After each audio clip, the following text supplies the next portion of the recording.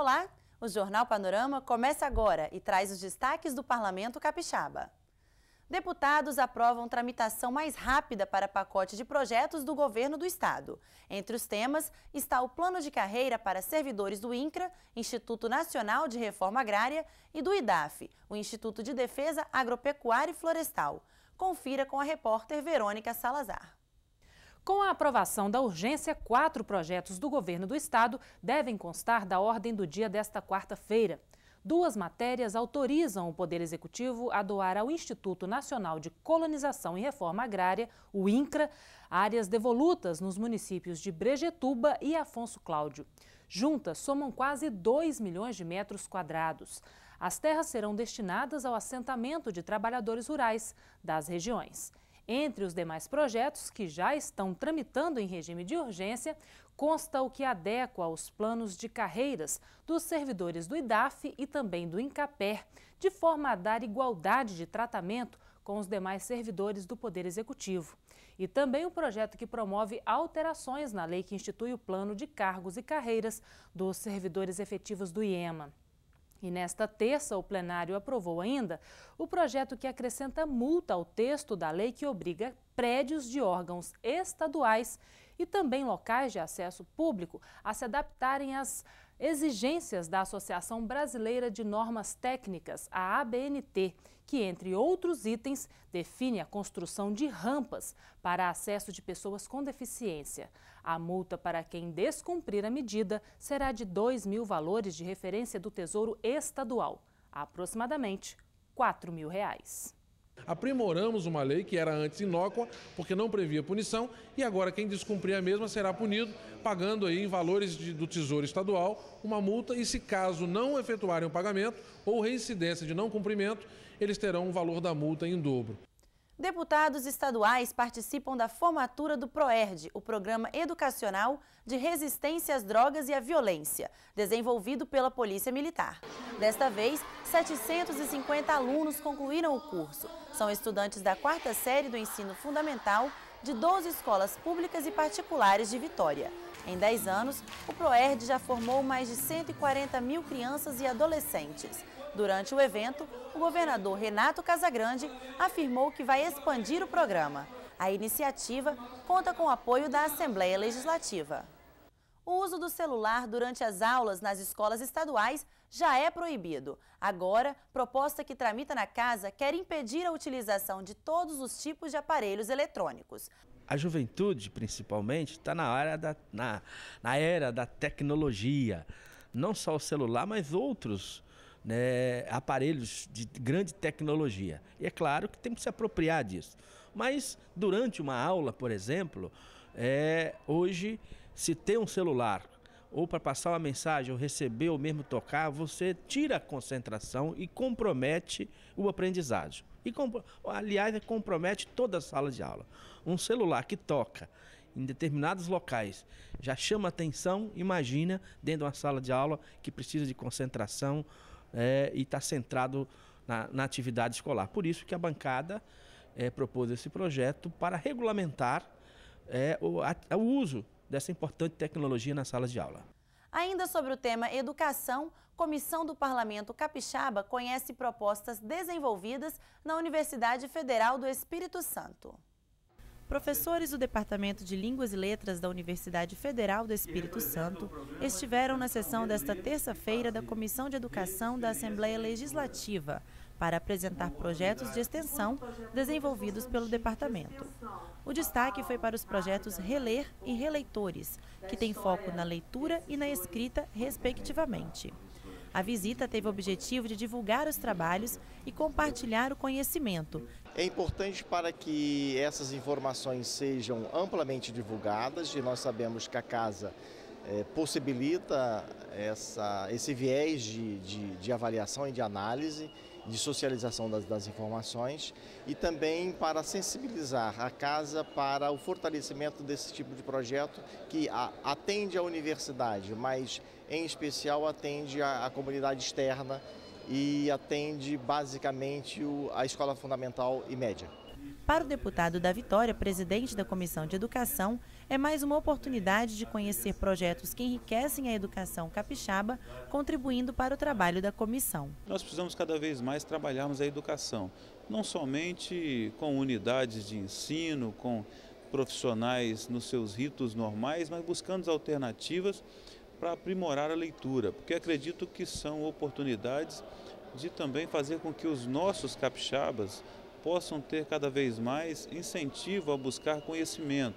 E somente através da leitura que nós vamos melhorar a cultura do nosso país e nós vamos dar condições de realmente estarmos numa posição de um Estado desenvolvido e, consequentemente, de um país desenvolvido. O projeto Releitores é aberto a quem precisa aperfeiçoar e monitorar o desenvolvimento de seu texto. O serviço é gratuito. Basta procurar o Departamento de Línguas e Letras da UFES. A reciclagem volta à pauta da Comissão de Meio Ambiente da Casa. Depois de conhecer o trabalho da empresa que utiliza lixo orgânico na fabricação de tijolos, desta vez uma palestra vai mostrar o uso de recicláveis em madeira. A apresentação acontece no próximo dia 12. O professor Zé Guilherme é uma pessoa de um vasto conhecimento. Desde o início do nosso mandato aqui como deputado e depois na presidência da Comissão de Meio Ambiente, nos procurou, é um grande colaborador nosso. Inclusive, fiz uma visita recentemente ao estado do Paraná, uma sugestão de um projeto dele que está sendo desenvolvido lá pelo deputado Sheida, que também preside a Comissão de Meio Ambiente do Paraná. Ele é um grande estudioso e o que ele vai trazer como tema na próxima reunião nossa é a transformação de recicláveis em madeira.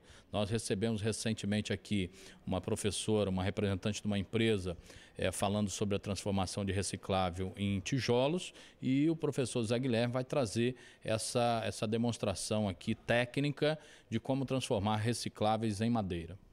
Deputados conhecem propostas para estimular a produção de mel no Espírito Santo. Transformar o Espírito Santo é referência nacional no setor apícola.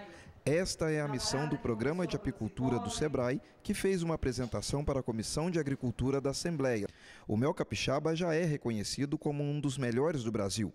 Um dos objetivos do SEBRAE é fazer com que a renda do apicultor capixaba aumente em pelo menos 50% e que a produção suba pelo menos 30% até 2013. Atualmente, são produzidas 450 toneladas de mel por ano no estado. A maior missão que a gente tem no projeto de apicultura do Estado é criar uma política pública para o desenvolvimento do setor. Então, é envolver mesmo toda a cadeia no desenvolvimento das ações planejadas para que a gente possa ter sustentabilidade. Por isso a gente iniciou um trabalho de base com os produtores, com os apicultores, lá no campo, lá no ambiente deles, organizando, estruturando as associações, a federação, alinhando com eles quais são as estratégias, onde eles querem chegar, qual é o foco, e o limite é o mundo, né? A apicultura conta hoje no Espírito Santo com 1.700 pessoas beneficiadas, indiretamente, organizadas em 18 associações. Durante a apresentação, voltou à pauta da Comissão de Agricultura a utilização de mel de abelha na merenda nas escolas estaduais. Apicultores e deputados defendem a ideia. O mel é alimento, né? O mel não é remédio. Então, eu acho que a gente tem que partir dos pequenininhos. A gente tem que começar a envolver, a conscientizar que o mel é um alimento completo. Não só o mel, o pólen também. O pólen é proteína pura. E a gente tem que começar dos pequenos, começar com as crianças, conscientizando de onde vem o mel, qual a importância da abelha, qual a importância do mel para a saúde, o que traz de benefício, né? E substituindo gradativamente o açúcar pelo mel. Você vai estar gerando emprego lá no interior, na pessoa que produz o mel, você vai estar dando uma condição melhor de sustentabilidade e agregando valor ao nosso produtor rural, e lá na ponta final você vai estar dando um alimento à criança de extrema necessidade. Tem uma cadeia que toda ela se beneficia disso, inclusive o próprio governo na arrecadação de impostos. Comissão de Saúde da Assembleia Legislativa recebe denúncia de discriminação no Hospital das Clínicas, que é gerido pela Universidade Federal do Espírito Santo. Foram vários encaminhamentos não atendidos, procedimentos errados. Eu acho que quiseram me desqualificar como ser humano pelo fato de eu ser homossexual. Nós somos aqui a voz do cidadão. Então, o que acontece? Qualquer pessoa que queira fazer alguma denúncia, nós temos comissões pertinentes, no caso, comissões de cidadania, de infraestrutura, de saúde, de agricultura, nós temos 14 comissões. E mesmo que algum assunto não seja da competência da nossa comissão, ou seja, a Comissão de Saúde e Assistência Social e Saneamento, nós temos o dever de encaminhar todas essas queixas, toda essa necessidade do cidadão para o órgão competente. Nesse caso, o órgão competente é o Ministério Público Federal e nós estaremos encaminhando ainda essa semana esse relato, essa queixa desse cidadão que está sendo discriminado.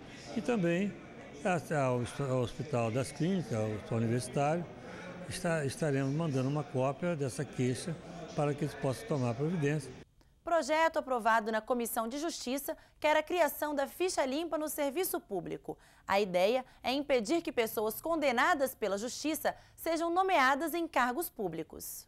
A inspiração para esse projeto foi o Ficha Limpa Federal Eleitoral.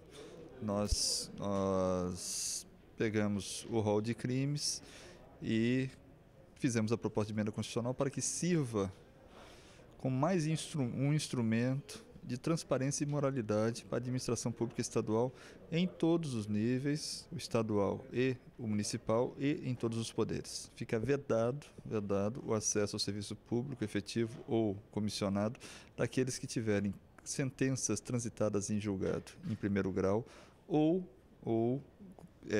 decisões condenatórias de órgãos colegiados a partir do segundo grau. Comissão de Defesa do Consumidor quer garantir que a cobrança nos estacionamentos localizados no Estado seja feita de forma fracionada. Os deputados vão decidir se acionam o PROCON ou o Ministério Público Estadual para que o pagamento da taxa ocorra por tempo de utilização do serviço. Nós encaminhamos um requerimento à Procuradoria para fazer uma análise se encaminhamos para o PROCON estadual ou para o Ministério Público Estadual de Defesa do Consumidor para verificar e entrar com ações próprias contra os departamentos que estão fazendo esses estacionamentos com taxa cheia. Nós aprovamos um projeto aqui na Assembleia, onde que tem a taxa fracionada e agora está aguardando a sanção do governador. Após a sanção do governador, vem para plenário ou, se ele vetar, vem para plenário. Se ele não vetar, nós vamos estar ansiosos aguardando essa solução para que nós possamos, aí, na Comissão de Defesa do Consumidor, fazer valer e prevalecer o direito dos consumidores, ou seja, o artigo 39 do Código de Defesa do Consumidor, ele proíbe terminantemente que você pague por um serviço que você não praticou. Então, nós estamos aguardando somente a sanção ou não do governador. O projeto aprovado na Assembleia Legislativa prevê que a cobrança da taxa de estacionamento seja feita por minuto. A matéria segue agora para análise do governador Renato Casagrande. Se aprovada, passa a virar lei. O Jornal Panorama desta terça-feira termina aqui. Obrigada pela audiência e até a próxima edição.